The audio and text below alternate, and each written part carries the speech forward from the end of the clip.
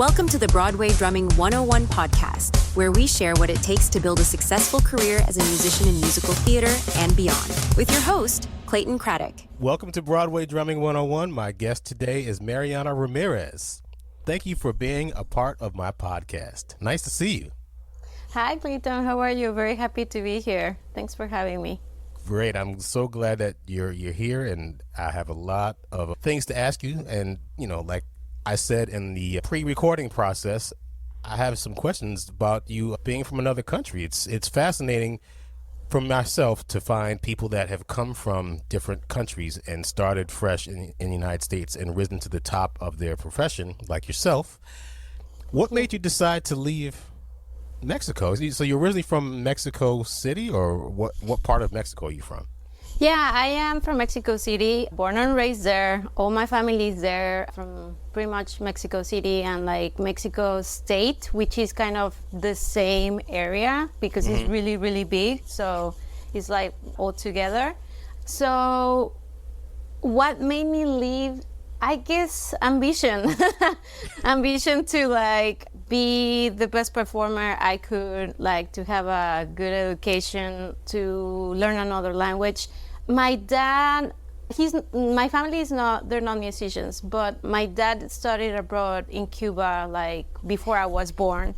So I always like kind of grew up with that idea of like going to study abroad somewhere, because it kind of opens your point of view about everything, like experiencing another culture, another place to live, like all that like opens up your mind in general and how you see things.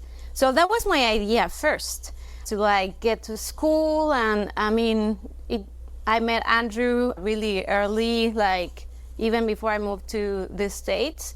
So he helped me to like give me orientation, like where to study and all that. And then who's Andrew? Andrew is my husband. Oh, okay. Another percussionist. Yeah. Oh, really? Okay. Mm-hmm. You met him in Mexico? We met in Mexico in a gig with us, and I actually met other percussionists there. It was Yuri. I don't know if you know her. She plays in Tina. Javier Diaz and Andrew and Nick Canizaro. It was in that gig, and Pete. So we met in that, and all of them are from New York. So I met them, and I still am in touch with some of them. Like that was in 2008. So it kind of like, like opened the opportunity to be like, oh, New York is not a bad idea to move to and like go to school. Well, I went to school in New Jersey, but the area. And yeah, the rest is history. So you said your parents aren't musically inclined?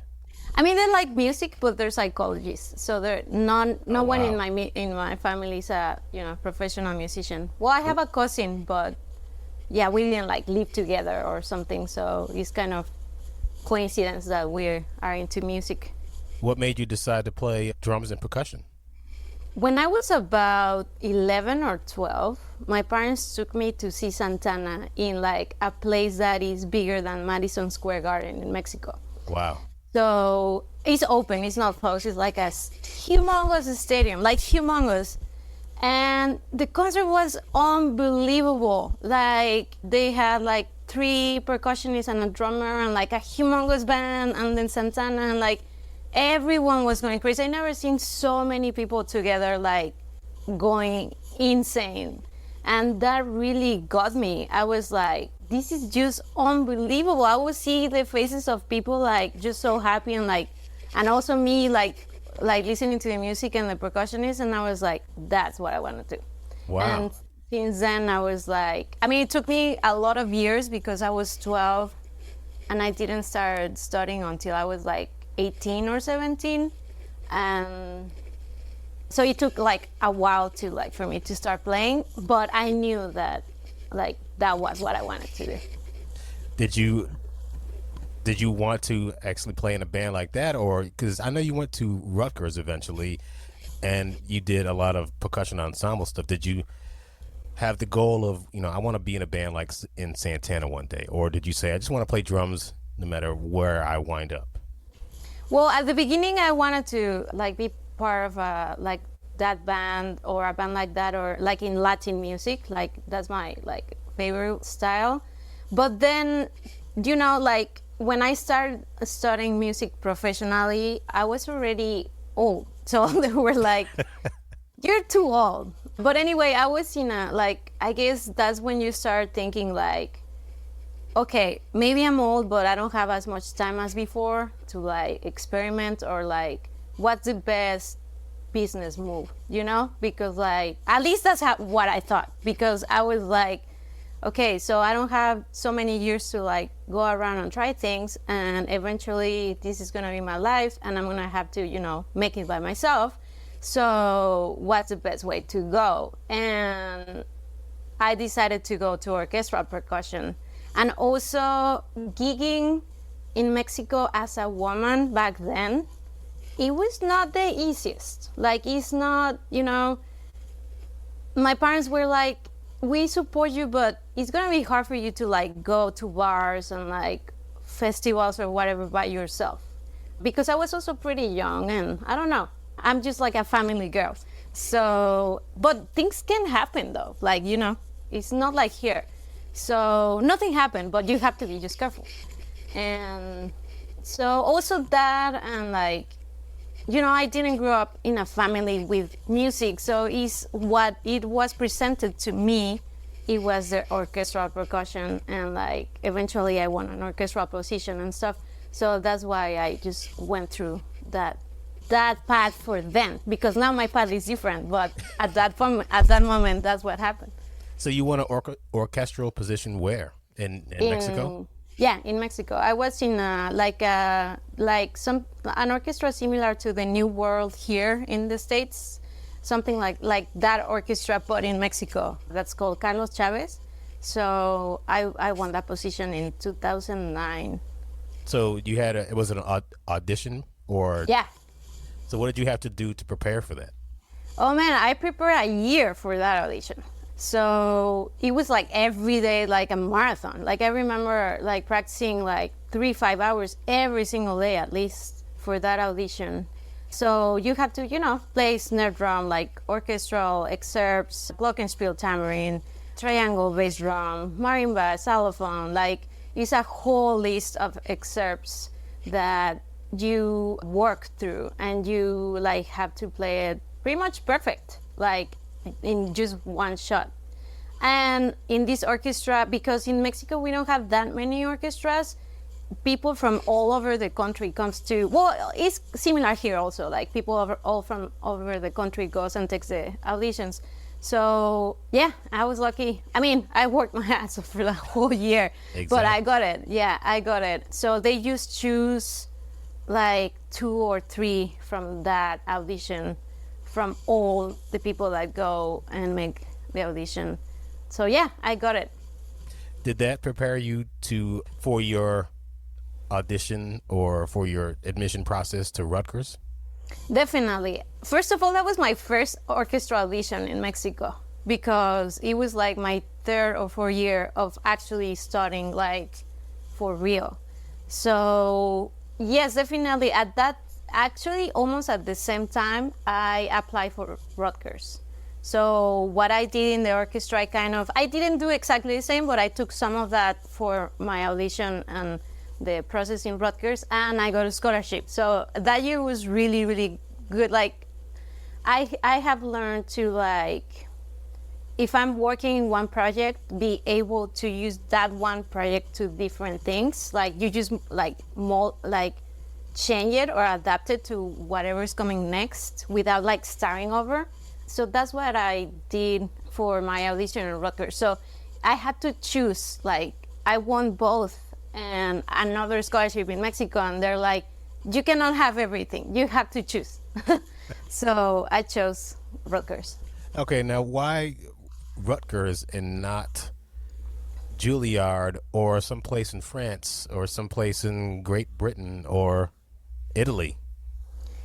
Well, Europe is too far, and there's no good Mexican food. Like, I mean, that might be good, but it's like not everywhere. And here, like, there's tacos number 1, on 43rd, and those are my favorite. So that was a big. Wait, the taco place in between like 8th and 9th on 43rd, I think? Yeah. It's on the north side? 8 and Broadway. It's like in front of Harry Potter. Oh, the really? Theater of Harry Potter. Yeah. Those are some of the best tacos here. Really? Oh, man. Oh, yeah. Okay. Because, over the past couple episodes, I have this tendency to go off on a tangent. So here's another tangent alert. Tacos.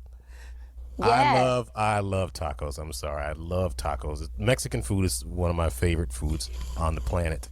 But in certain places, you just don't want to eat tacos. Like in Connecticut. No. And I went to some other place. I forgot where I went. I was like, no, I can't do this. I just got to know. I have places that I know to go to, and I know that they're authentic.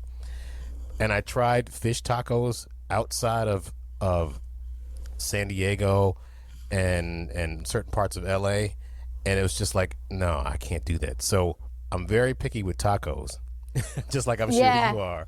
You can't just go to any old place. So Well, you will be surprised though, because when I was on tour, we were in San Paul, and a friend of mine on tour, he's not Mexican, but he was like, oh, these tacos are really good. And I'm like, really? Like, it's like all full of snow. It's so cold. Like, how am I going to find tacos here? They were one of the best. Where was this I again? was in San Paul. So I was my mind blew because In Minneapolis? Wow. yeah, they were one of the best tacos I had in the States. Like, even better than the ones in New York. What? Yeah, I was like, how is this possible? But yeah. So back to the 43rd between Broadway and 8th. North side of the street, south side? Left side, next to a place of sushi, like right in front Oh, really? of the Harry Potter theater, like right in front. Yeah. All right. Yeah. There's always a line there. So. Okay. And they make their handmade tortillas, which is they're really good. All right. Now back to drumming. Yeah. Sorry, I love food. So again, Europe was too far, and they don't have good tacos in Italy. I mean, maybe, but I don't Yeah, think we don't that know. many. Yeah. Yes. So you chose Rutgers. Now, why Rutgers and not some other music school? Right. Well, because I did a late audition. So again, at that point, Andrew, my husband, was like helping me, like, like there's this school, there's that school and stuff. So I always wanted to go to MSM because one of the timpani players in Mexico, Gabriela Jimenez, she studied with Duncan Patton in MSM. So there's that, like, everyone knows it. Well, I mean, they know each other from MSM in Mexico. So I always wanted to go there. But at the time I applied, it was too late. Like, I think it was April. So actually I applied, and Andrew mentioned, like, well, maybe it's not going to work out this year because it might be too late and they might already have given the scholarships and stuff. But try it anyway. So I did. I was like, yeah, maybe this is not going to happen. Plus, how am I going to move to another country in a couple months, right? So anyway, I'm just going to try. And I tried, and I got the scholarship that I exactly needed because it's really expensive to study here as a Mexican because, the exchange rate is like $1 equals 19 pesos. So if you make that conversion, is super expensive. So anyway, I made my budget, and I was like, I need this much for a scholarship. I have this much because I always had scholarships in Mexico, and I saved all that money for like 3-4 years because I always wanted to study abroad. So I always kept it with that on mind of like, one day I'm gonna go and I need that. So I had that, and then my parents helped too. So I was like, I remember when I told my parents, and I pretty much had a sheet with, I need this money, blah, blah, blah, like a whole plan. And I was like, here's my plan. This is what I got for a scholarship.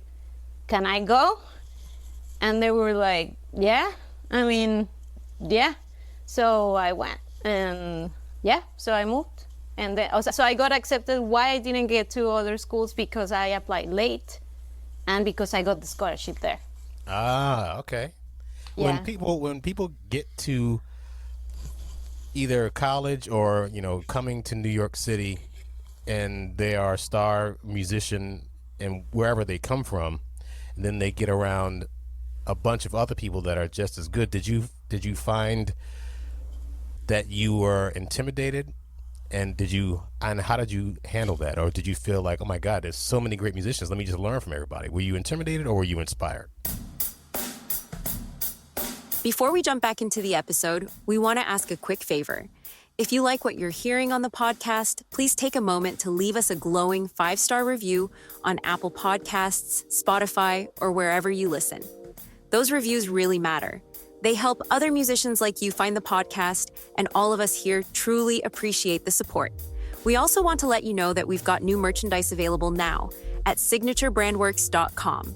We've got backpacks, sweatshirts, t-shirts, sweatpants, mugs, tote bags, hats, beanies, mouse pads, and a whole lot more. Practical stuff you can actually use, whether you're heading to rehearsal, the gym, a session, or just living your life. Thanks again for listening, for supporting the show, and for being part of this community. Now let's get back to the episode. I think both. I was super intimidated for other things like language. Like I always knew English, but moving here, man, everyone talks so fast. And it's like, wait, what? Like, can you just slow down a little bit? And yeah, it was hard. I knew English. You have to take tests, and they don't just let you come here and oh, good luck. No, it's a whole process of not only music. So yeah, that was one of the things that I remember. Something that I really miss a lot of years was to tell jokes, because I really like to tell jokes, and I couldn't tell them because I didn't have, the way to translate it fast in my mind. I just couldn't. So I would be think about a joke in Spanish, and I'm oh, I can say it because I don't know how to say it. So yeah, that's intimidating. When you cannot communicate right away and fast, and everything is so fast paced here that, oh man, it's hard. I remember having headaches every day because I was thinking so hard.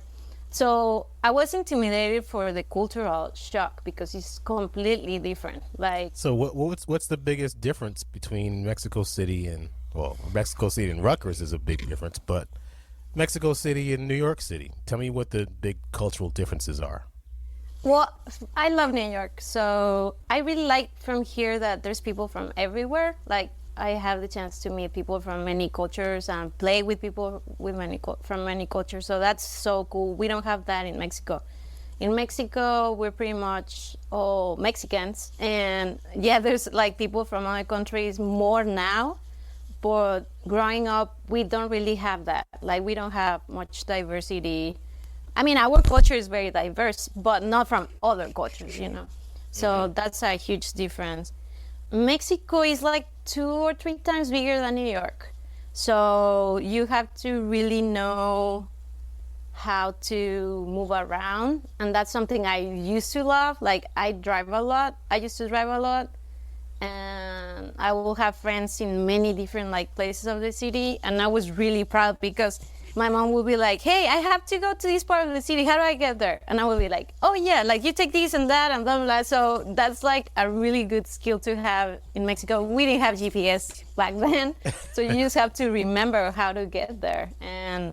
But also that when I have traveled to other countries, that kind of idea helped me a lot because you just figure it out. Maybe you don't even know, language or something, and you get where you have to go. So there's some skills that I learned in Mexico that you can apply in the whole world, like the driving, because if you drive in Mexico City, you can drive in pretty much everywhere, even in Cambodia. And yeah, no, for sure, for real. And what's Cambodia like? Have you been there? Well, yeah, there's no, well, in the part that I was, they're not red light or green light. It's everybody for everybody. So you have to go shoo, shoo, Like you know, it's like a video game, but nobody crashes. It's insane. Nobody crashes. I don't know if you've seen videos online that everyone is like that. It's like that. Mexico is not so much like that, but sometimes. So there's situations that maybe the light doesn't work and then you have to do that, but it's not like all the time. It's like once in a while. But it's a good preparation. So is New York City that much faster paced than Mexico City? Yeah, definitely. In Mexico City or in Mexico, we still make time, like, you know, on the weekends to like get together as a family and like have breakfast with the grandparents and see your cousins. And maybe it's not every weekend, but as often as possible. Or like at night, there's always parties. Like there's always like, oh, there's a birthday, we're gonna get together. And then you get together and like so everybody works a lot, but there's also time to like get together with family and friends, and that's a very important like thing for us. And here sometimes you're so busy that there's not time for that. So yeah. Do you try to incorporate some of those customs into your life here in the United States? Oh yeah, definitely. Yeah. There's some like, especially in Christmas time, we have like the Three King Days that we get together to like cut the traditional like bread. September.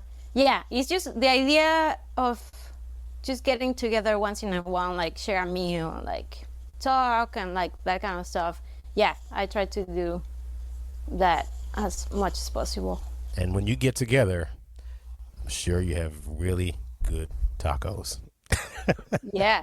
Well, not only tacos, like Andrew, actually, we spent 3 months in Mexico in COVID, and he learned how to make huevos rancheros from like salsa from scratch and handmade tortillas. So now he's, like flour or corn? Corn. Yeah. So he's a really good cook. And yeah, when we get together, we try to do different things, like if it's breakfast, huevos rancheros or chilaquiles. And other friends are from other parts of Mexico and they cook more seafood and like ceviche and aguachile and like pasta with, Sorry, I love food. I'm about to hang up. I'm about to go get some food right now. Sounds so good. I love Mexican food. I'm sorry. We love food too. Back to drumming again. Yes. Maybe we should do a podcast about food. Yeah. I tell you, your colleague Elena is. Yeah. Oh my God. We talked about Italian food. Man, we should just. I think I said this on her podcast, like having some kind of potluck where all these drummers that I'm talking to, we get together and just bring our favorite dish and we'll talk drums and food. Yeah, I mean, I see Elena every day at the show, and we're always talking about food. And when we go out to eat or something, we like look at the menu the day before, and like we think what we're gonna order. And it's like, hey, have you seen this dish? And it's like, looks so good. I know what I'm gonna get tomorrow. Yeah, wow. We're like into that. Yeah, that's great. That's great. We'll get to 6 in a minute, folks. We'll get to the big time. Right now, we're going over food and Rutgers, and so you got to Rutgers, you got your degree, and what was the focus at Rutgers? It was orchestral as well, but I started studying with Javier Diaz there. He does the Afro-Cuban ensemble there, and so that's when I was like, oh, this is what I really like. But yeah, my idea was to continue in orchestral percussion, to go back to Mexico, because also those 3 years I started getting called to play with like the Orquesta de Minería, which is a summer orchestra, but it's really, really good orchestra there, and the National Symphony, and like they used to fly me back to like teach orchestral stuff. So I was like, yeah, if I just go back, like my idea was to make a degree here and go back and get a better orchestra. But I fell in love and I got married. So I stayed here, and I'm happy that I did that. I made that decision.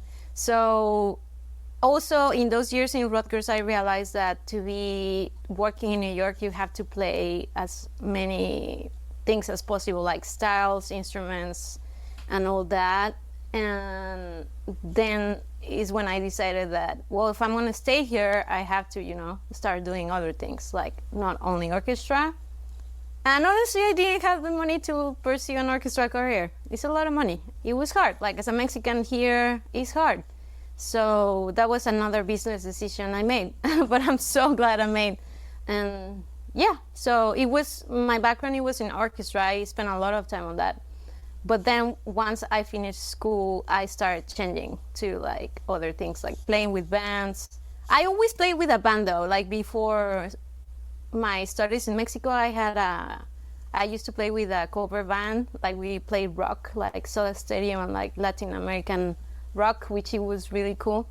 So I played that before. So after school, I kind of started doing that kind of stuff again, and musicals and like everything I could do.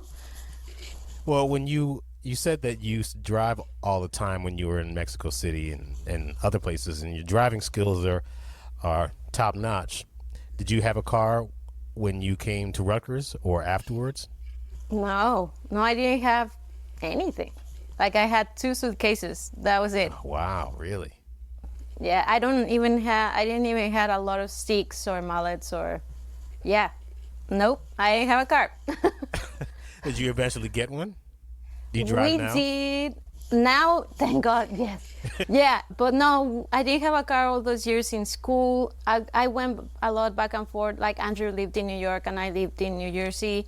Just buses and subways and all that stuff. And then we got married, and our first year when we got married, we got a car, yeah.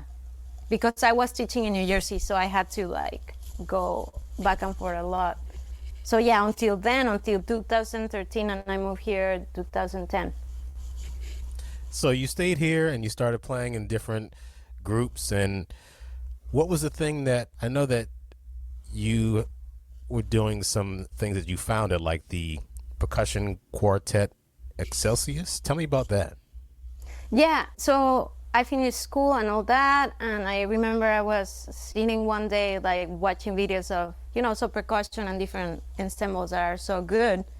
And I was like, they're amazing, but there's no girls. Like, why aren't there girls? Like, it's not even mixed. It's just like guys. So I was like, maybe that should change. So I just had the idea of making the quartet, and I knew Marcelina from before, like years before. I knew Aya because her husband went to Rutgers doing his PhD at the same time I was an undergrad. So I knew Aya, and Marcelina invited Clara. And I reached out to them and I said, I want to make a quartet. I just think we should, do something different. And I mean, they're such good musicians. So we got together and we had one rehearsal, and then we're like, oh yeah, we actually like each other a lot. So it worked out, and then we performed our first concert in the Day of Percussion in NYU that year. I think it was, maybe 2013, 14, something like that. Since then, we've been together having really cool adventures and cool gigs.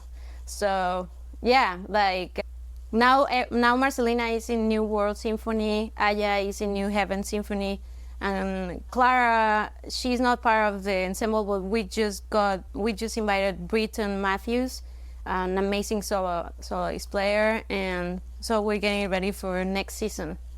Nice. Yeah. That's great.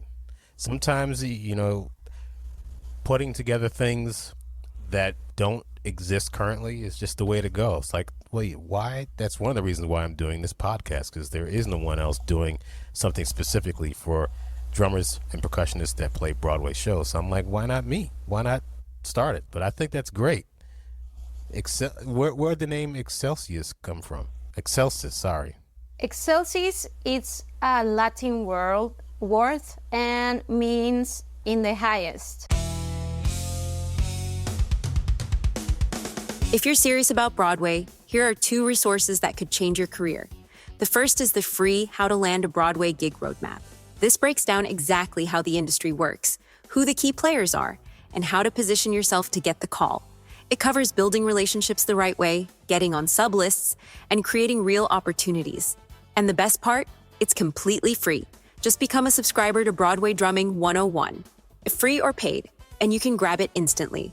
Head over to BroadwayBoundBook.com/roadmap and get it today. The second thing you need to get is the Broadway Sub Playbook, and it's just $7.99 at signaturebrandworks.com.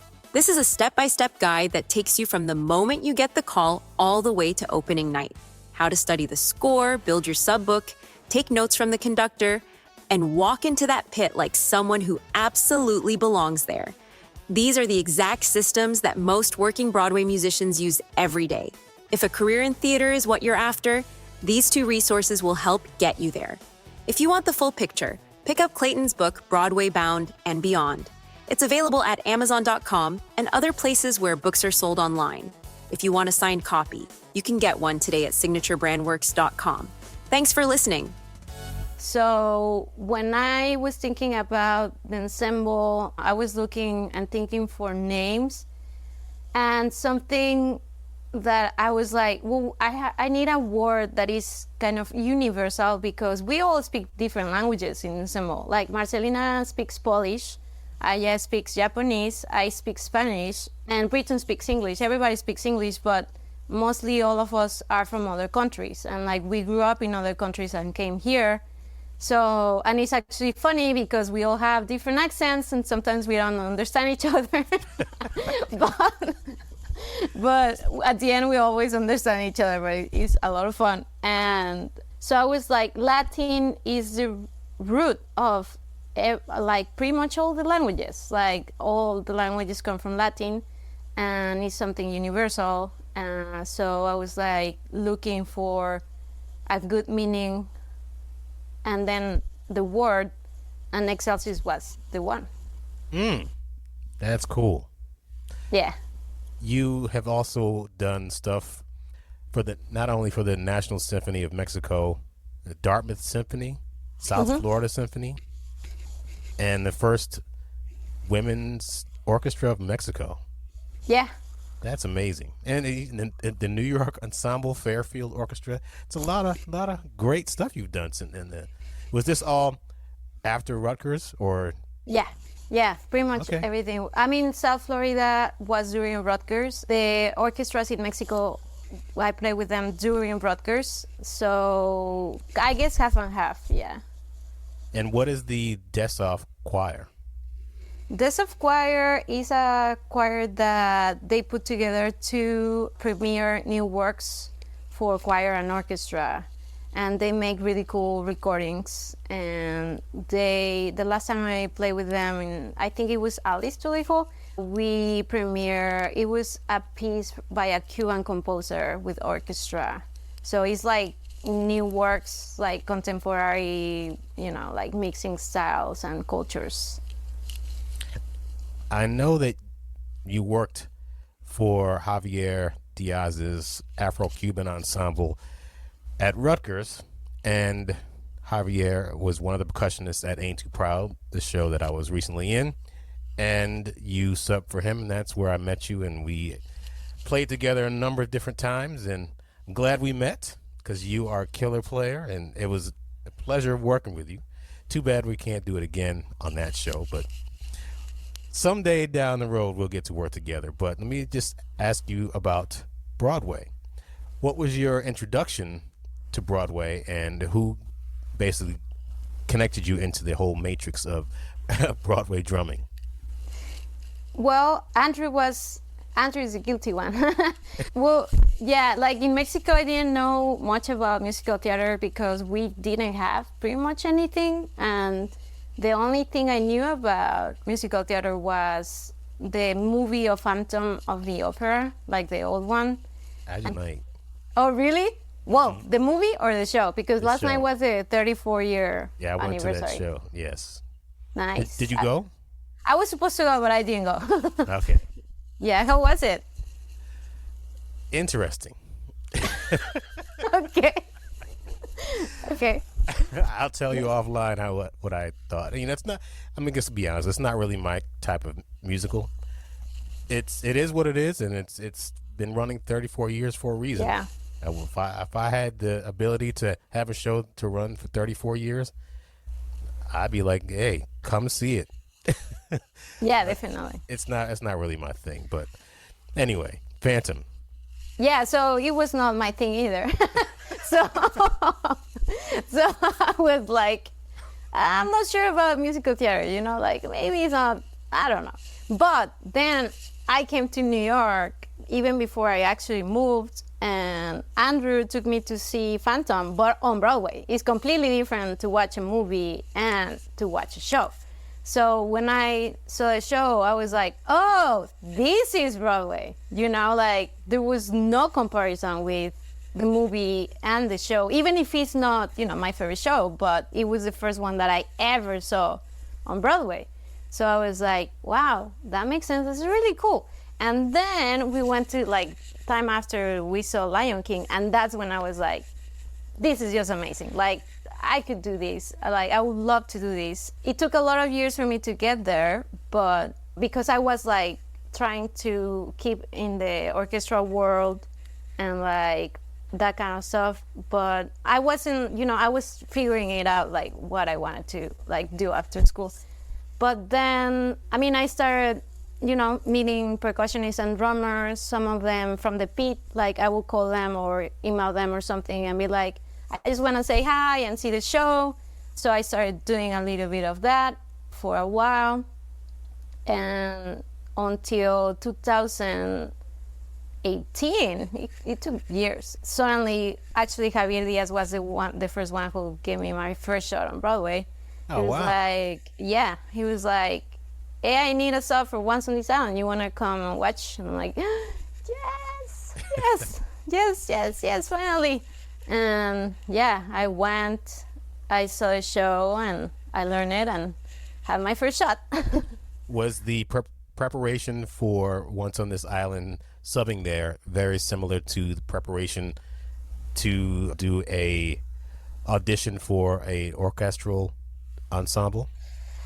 No, I think it's completely different. In Javier's book, he made the whole book, and he, the way he approached that book, it was very unique because he had a hybrid setup, and there were a lot of groups and rhythms that he only knows how to do because he put together, a drum set and hand drums. So there's nothing written about that or a method for that or, so I had to learn the whole thing, listening, watching, and figuring all out.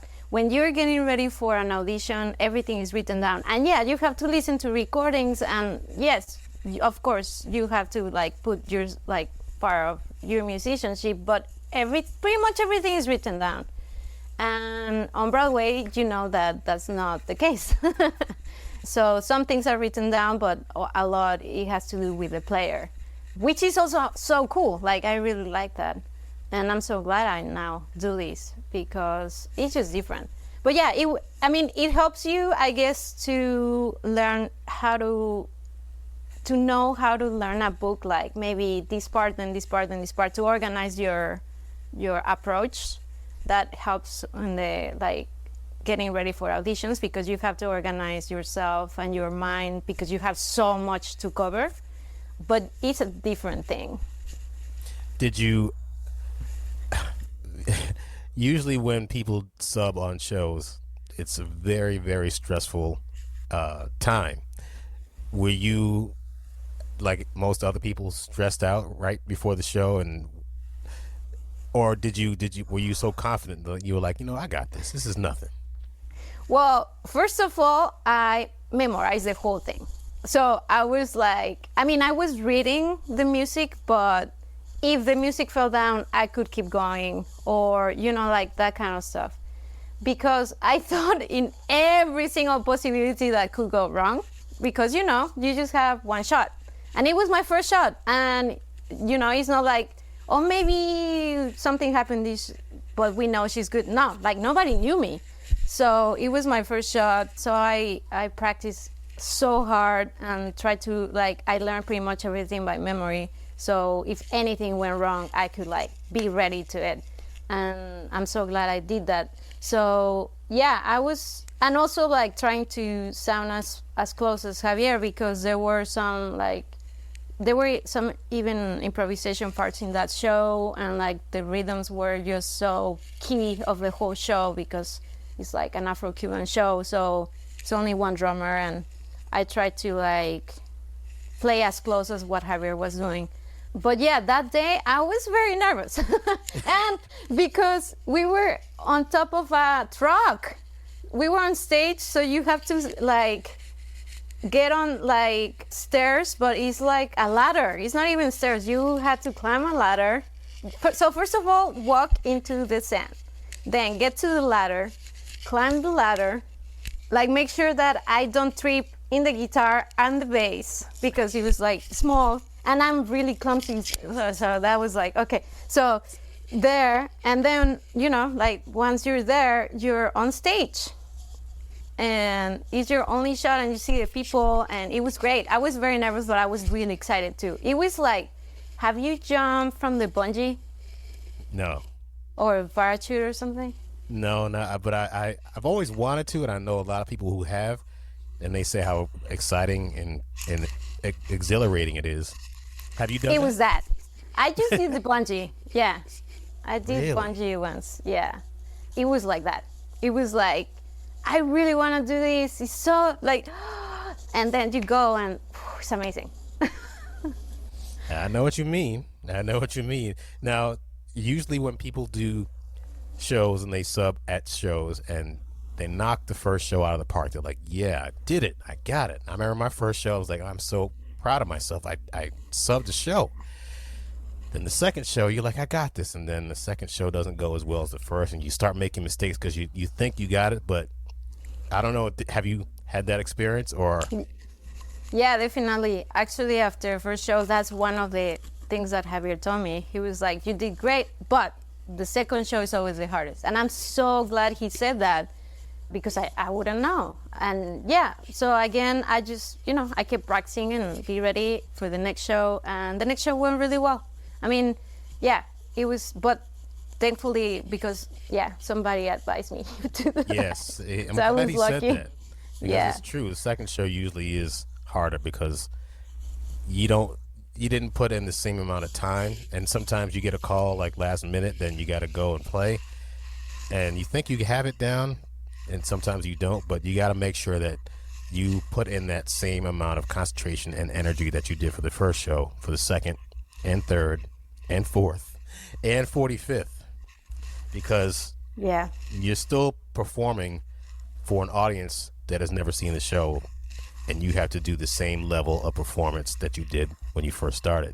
So you did Once on This Island, and did you do any other shows outside of that, or was Ain't Too Proud the next one that you did with Javier, or did you do any other subbing any place else? After that, I think I did Head Over Heels drum set for Dina. So I was subbing that one. And How did you meet Dina? Dina Torriello, by the way. yeah, Dina, I love her. Great. She's great, yeah. My friend Andres Ferreiro? Oh, I forgot his last name. Yes, Oh man, from Hamilton. he's gonna kill me. Andres from Hamilton, yes. Yes, he's gonna kill me. Okay, well, Andres, we're good friends, and he knew that Dina was looking for subs, so he put me in touch with her, and then yeah, that's how. Yeah.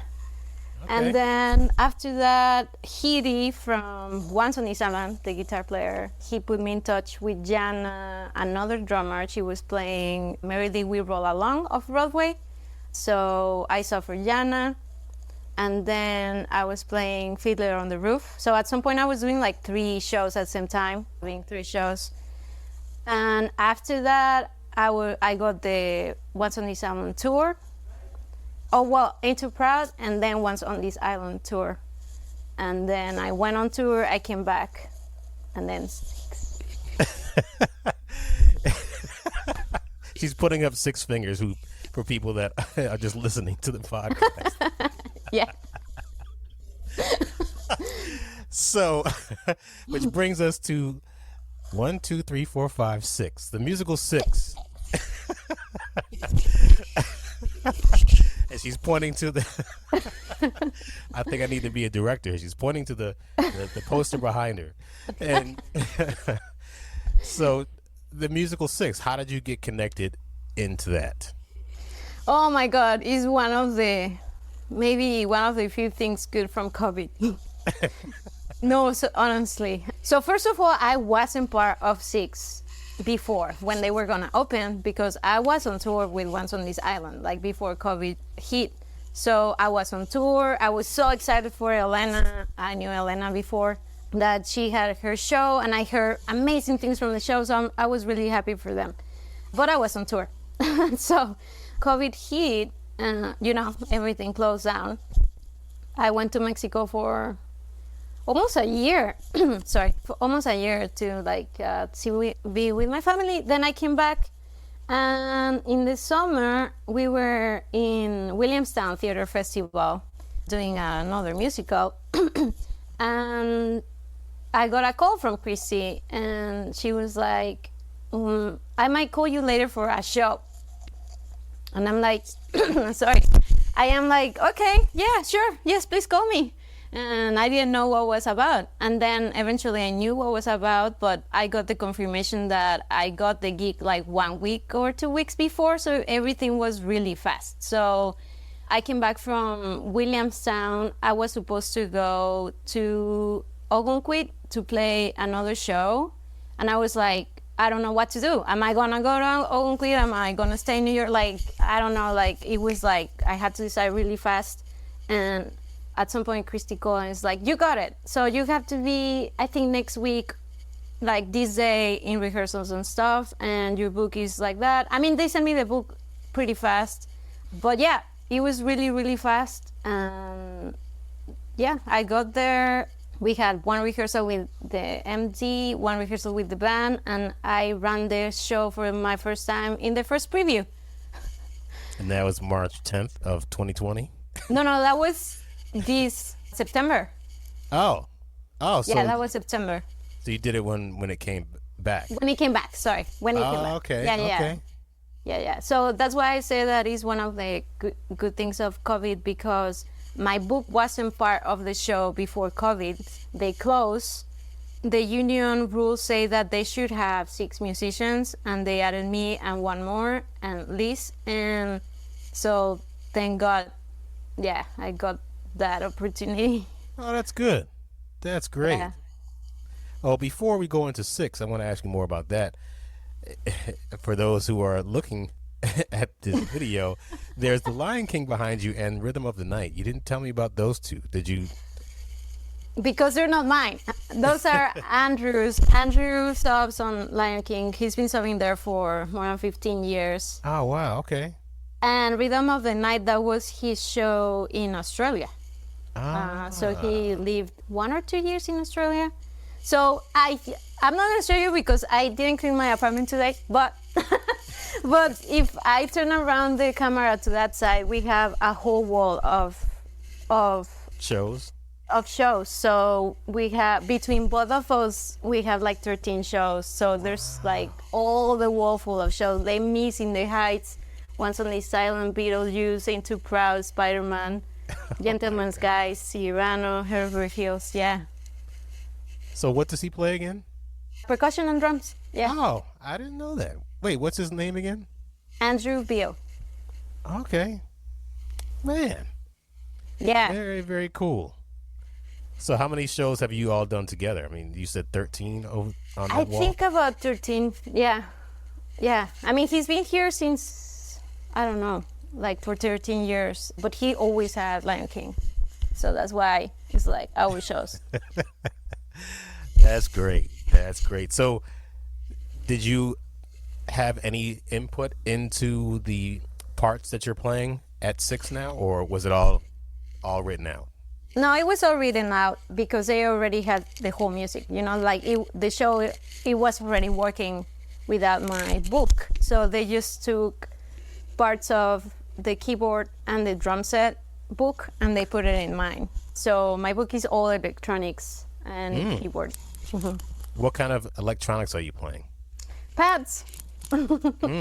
Pads and keyboards. So It's fun. nothing acoustic? Nope, nothing. Oh my God, really? Yeah, yeah. Do you feel, I guess, happy about that? I don't know if I should say happy, but do you wish you could play, just put a shaker in my hand? Could I do something? Or are you okay with that? No, I'm having a great time. I have learned to like enjoy what you have because, you know, like our business, especially after COVID, we don't know how long it's gonna last.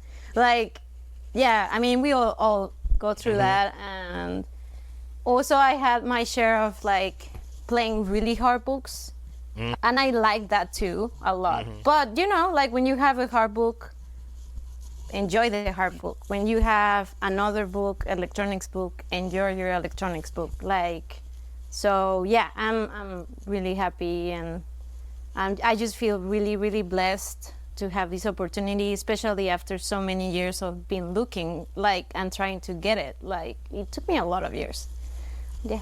You definitely appreciate it when you've been searching and trying hard to get there and you're finally there. You're like, wait a minute, this is great. I felt that way when I got Memphis the Musical back in 2009. I was like, I can't believe I'm doing this for a living, and I love every single minute of it. For the almost 3 years that we were there, I was like, this is great. And I felt the same way about Lady Day, and I felt the same way about Ain't Too Proud.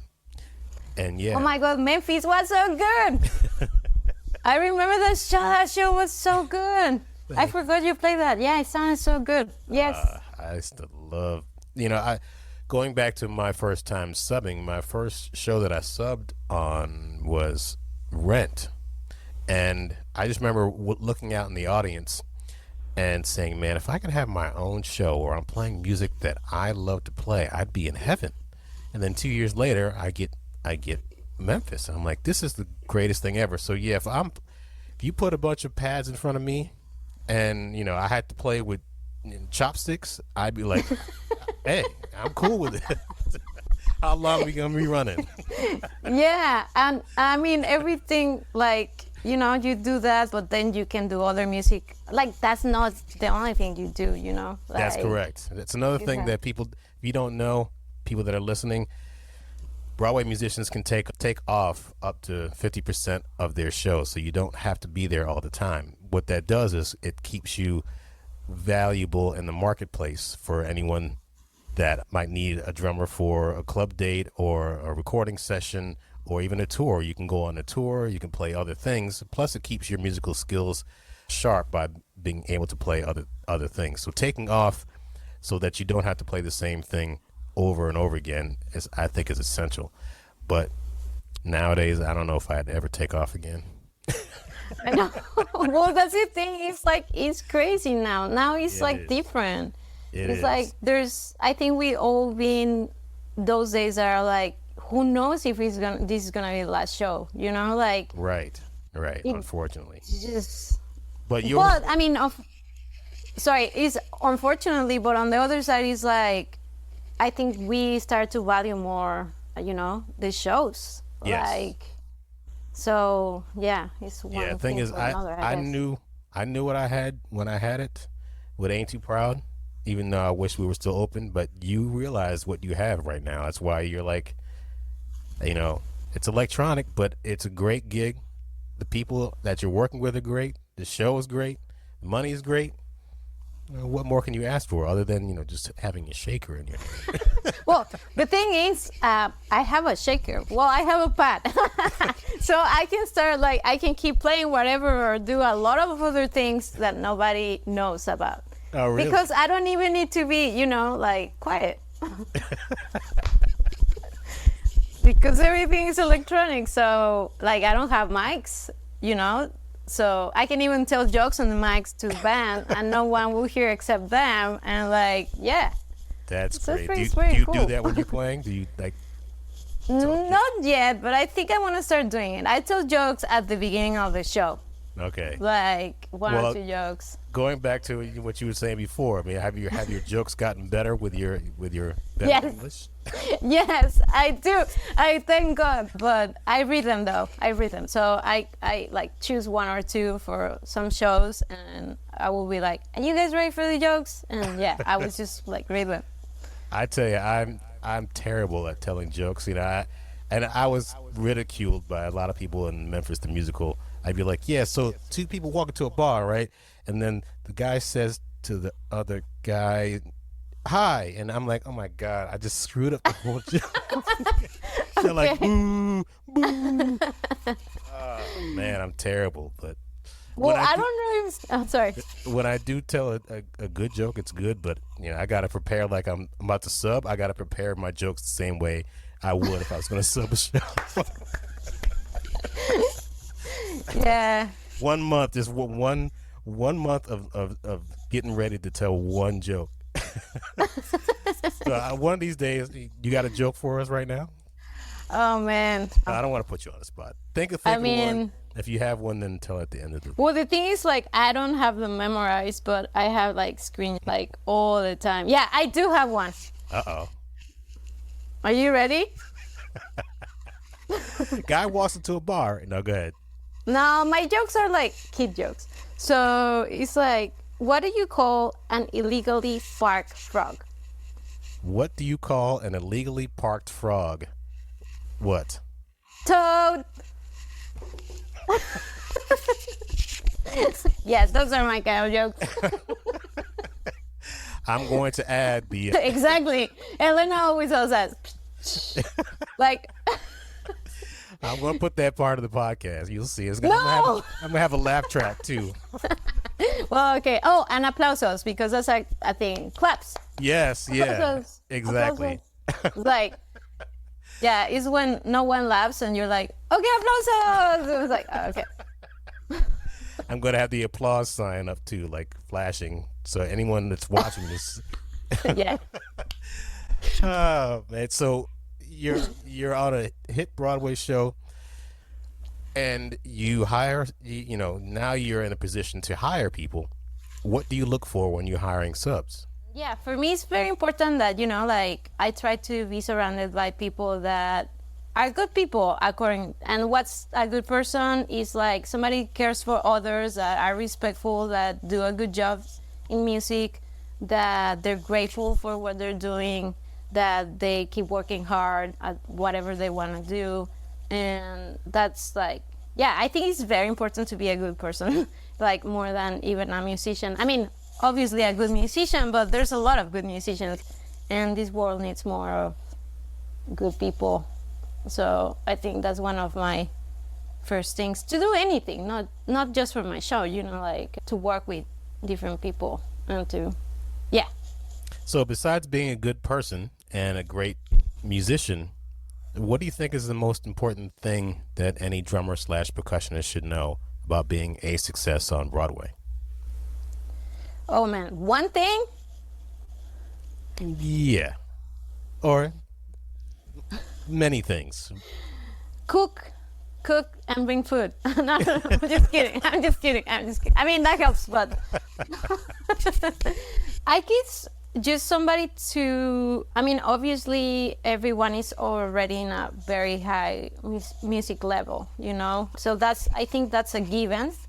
But I think what makes the difference is whoever you can work better with, like who, and again, for me, somebody who's respectful, responsible, that you can trust that they're gonna do a good job on your book, that you can trust that they're gonna let you know, when can they do it, and that they're gonna be there for you if you need them, especially as a sub.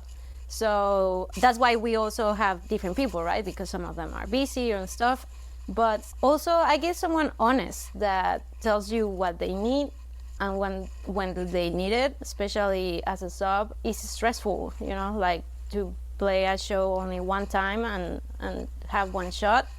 So for them to be prepared, I think there should be good communication of what they need and when can they do it. So But I think everything comes down to be able to have good relationships with people around you. Like, obviously be a good worker, but be able to have good relationships and be yourself. Like, you know, like, don't try hard to be a good person, or don't try hard to do something. It's just like, if that's you, that's you. If it's not you, it's not. You know, like, I always rather someone like transparent than someone else trying to be something that they're not. What advice would you give to someone that's interested in playing drums for Broadway shows? To get to know people, that they're doing what they want to do, and to, you know, like, talk with them, hang out with them, make friends with them if you can. But again, all honest, you know, like, all like through relationships. Sometimes you meet someone and, you know, you don't become friends, and it's fine, you know, but you know each other, and that's totally fine. You don't have to, like, you know, push or anything. It's just organically that those things happen. And yeah, at some point, if they know what you're doing, how you do it, they're gonna call you for one thing or another. So at least that's how, like, I kind of got into it, just to know people that they do what I wanted to do, and eventually I got the shot. And be patient, I guess. Be patient and resilient. How does somebody get to know the musicians that are on Broadway? Like, what do you recommend somebody do in order to get to know our colleagues? Well, when I did it, I used to reach out to them and go watch them play from the pit. I met some of them in my school, like, you know, having lessons with Javier and other musicians in master classes, and just reaching out to people. Like, right now, I think that's even easier than before, like when I moved here, because now we have so many things to reach out to people, like Instagram, Facebook, WhatsApp, text. So I think the challenge now is know how to reach to people, because reaching out is part of it, but also be sensitive to that person, because, you know, like, maybe they don't want to know about you right now, and that's okay. Like, it's fine, you know, like, maybe not now, but learn how to know that, like, not to push it too much, or not to do it, like, you know, extremes not. So just be, like, yeah, sensitive to other people's needs. And so reach out and don't give up if that's what you really want. I know that you're playing electronics on stage at 6, but when you're not playing on stage with 6 and playing those electronic instruments, what kind of gear do you use? Actually, I don't play on stage. I'm the only one on the pit. Oh, really? So I'm not on stage. Yeah. Oh. Yeah. So, which is cool, really, really. Wait, cool. are you the only one in the pit? Yes. It's discrimination. No, it's great. I like it. I like it. So that's why you could be down there telling jokes and writing. Exactly. Exactly. Imagine me telling jokes in the stage. It will look weird. Funny. Okay. Yeah. Yeah, but anyway, right now I'm doing a lot of drum set. I'm gonna be subbing for Elena as well. So I learned that book. I'm just waiting to get called for that. So my gear is Pearl, all Pearl stuff. How do you say this word? I forgot. They're my sponsors. They're my sponsors. Okay. And so I use all Pearl, and I have Mexican marimba. I brought a Mexican marimba from Mexico years ago, like a traditional Mexican marimba. So I also like work on that. But yeah, pretty much everything, like hand drums, accessories for orchestral stuff that sometimes I do, or for the shows, like orchestral part, all is Adams and Pearl. But yeah, at the moment I'm doing more drum set for the show. So you haven't had a chance to sub for Elena yet? Not yet. Okay. Yeah, not yet, but Soon it's coming. Now. That's great. Yeah. I got to see the show one day. Sometimes. It's a lot of fun. Yeah, it seems like it from what I've did little clips that I've seen. Eventually, what other projects are you working on at the moment? Are you doing much outside of the show? Not at the moment, but I have a workshop coming up, and there's going to be a lot of Latin percussion. So I'm really excited. It's going to be a lot of congas and timbales and like all that, like salsa rhythm. So I'm very excited about that. We start next week. So that's going to be another month. Yeah. It's going to be the ensemble that you work with? No, it's another workshop of another musical. Oh, okay. Yeah, so it's a developmental workshop that we're going to try a couple things. So I'm doing that next month. I might be with New Heaven Symphony in March. And in May, we're probably going to have... We need to figure it out, but it seems that we might go to Miami with the ensemble to play a couple concerts with Excelsis. And so far, that's it. Yeah. That's great. But if COVID doesn't bring everything down. let's stay positive with that, and let's make sure that everything good happens to you, and the show runs for at least 6 years. Yes! Oh my God, I like that. Yes.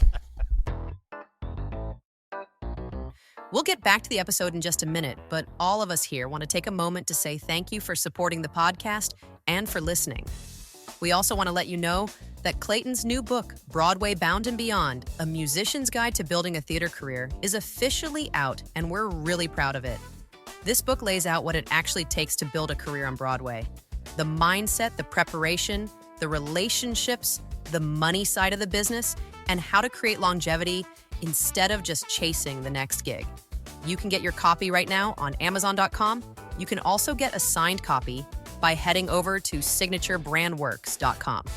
If you're serious about your career, this book is for you. Now let's get back to the episode. Let's make that happen, people. Come on. Yes, Come on and see the show. Put some good vibes out there. Yeah. You're a lot of people don't like this question, but I'm going to ask it anyway. Your top 5 drummers of all time. Oh, no. Okay. Who are some of your influences? Forget the top 5 then. Okay. It's just I'm really bad with names. One of my huge influences is obviously Sheila E. Because, first of all, I'm pretty sure I saw her brothers in that concert with Santana, in Mexico, because they used to play with him. So I'm pretty sure it was them. So that, and then she's a woman, she's a badass. She was a badass in even a different time, when she was playing, there were even less female drummers around. So I'm sure she had all these challenges, and I read about her, she wrote a book and all this stuff. And her dad is Mexican. So there's a lot of things that, I look up to her, not only playing, also her life experiences and her style and everything. And I think she's one of my biggest influences on drumming. Steve Gadd, I love Steve Gadd. You ever get a chance to meet Sheila E. yet? Not yet. I wrote to her once, but she never answered.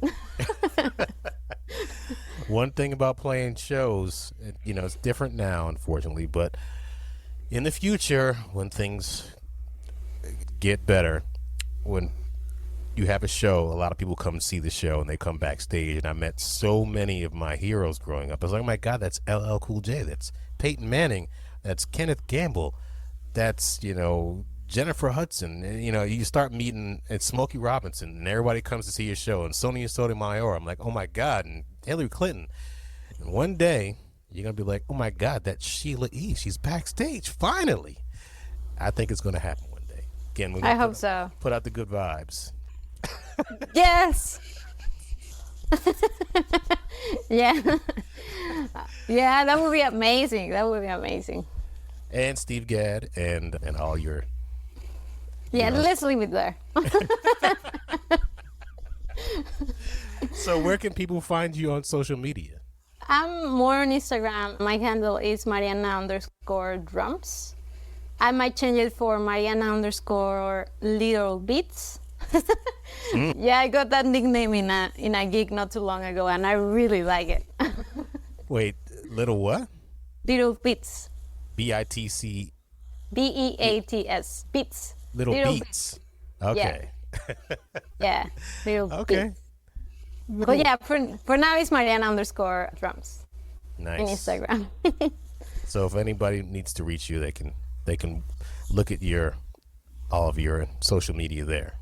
Yeah, I also have a website. It's marianapercussion.com, and like there's all my stuff there too. Great. Well, it was a pleasure getting to know you and talking to you, and I can't wait for people to see this instead of just hearing, because you're putting up great signs, which you're gonna keep putting up, because Yes. 6. Go see 6. Go see Mariana and Elena, and maybe if you listen closely, you can hear jokes being told in between songs. I mean, no, you won't hear that, but No, you won't hear that. But that'd be funny if one day, somebody pipes in or connects your mic to the speakers out front. Oh man, maybe not rehearsal. Oh, actually, I did have that happening one time. It was funny. Everybody heard. What, they put your mic into the speakers in the house? Yeah, we were in rehearsals like before previews, and I said something. Yeah, but it was very funny. Oh wow, that's great. I'm not gonna repeat it because it's a little like Eve, but A little risque. yeah. Well, thank you, Mariana. I really appreciate you taking time out, and it was great to talk to you. And go see 6 if you can, because I definitely need to see it. Yeah. Come and say hi. I will definitely do that. Thank you for having me. No problem. We'll talk soon. Okay, thank you. All righty. Bye. Bye.